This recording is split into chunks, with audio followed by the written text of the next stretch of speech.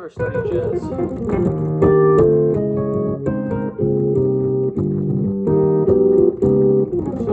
what am I doing now? What am I thinking when I play this? Well, I'm not thinking that much.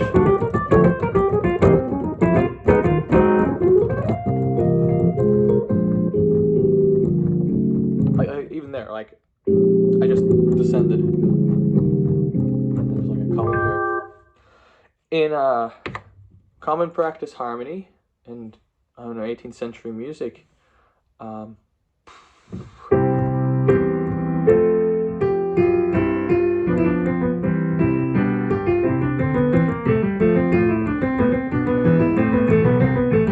see, I can't do that actually because of the, but a lot of these, we just add some extra extensions, and suddenly it goes from some sort of confident, pompous person explaining things or trying to figure things out with lucidity into some sort of something more dreamy, something more sentimental.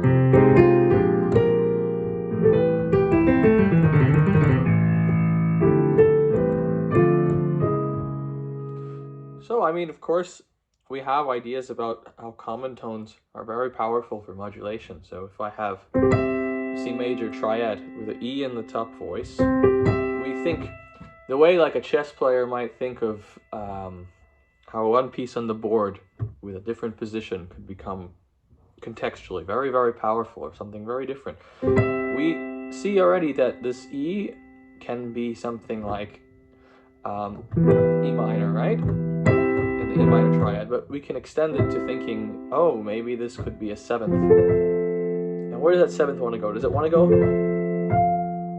I feel like it wants to go down.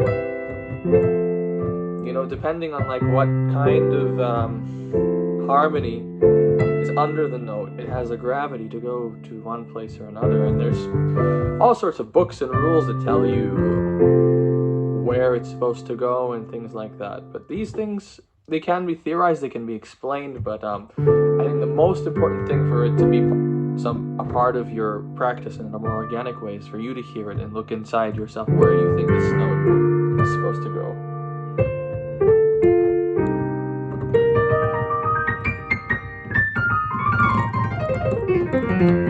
When I was a kid, I got the blues scale pretty quickly discovered. And then that became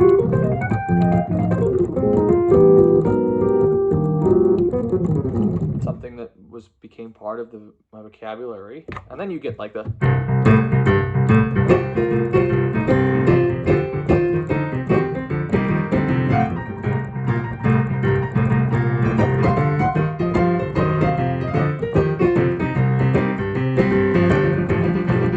not trendy now, this kind of stride is a little more trendy.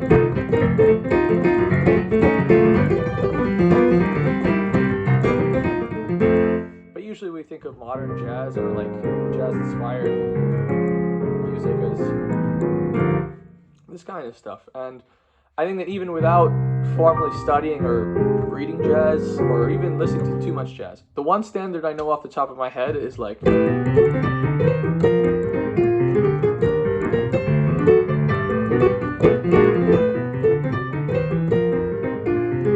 that's the one that like I actually went into the real book and I learned it.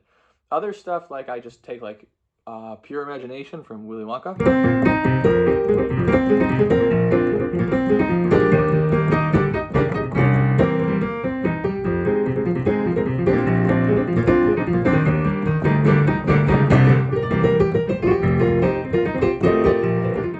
That's like sort of, I don't know, more like an anime kind of a jazz music.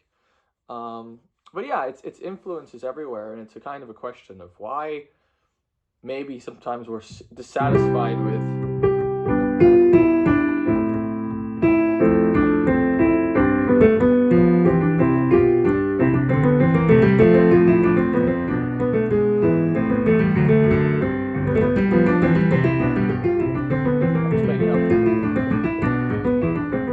that maybe that in the 21st century people are less satisfied with a music that doesn't have enough, I don't know, problems or roadblocks, or I don't know. It's probably a topic for another video where I'm a bit more lucid to explain such things. But anyway, yeah, I didn't really study jazz. I just played a lot with triads and extra voices, and then sometimes I was like, oh, I'll try different chordal stuff and see how it sounds.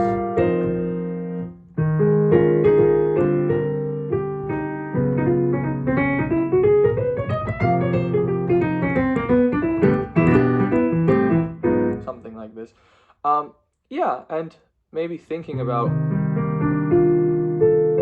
where each voice wants to go, wherever which each voice could go. It's the possibility. You know, the fifth of one chord could become the add six of another chord, or it could become like a, even like a, you know, flat nine of something else.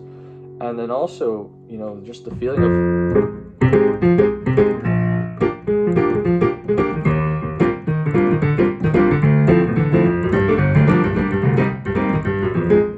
the steady beat has a sort of effect, a very fascinating thing where people have a sense that you know where you're going, even if you're doing something random, if you just have a steady pulse.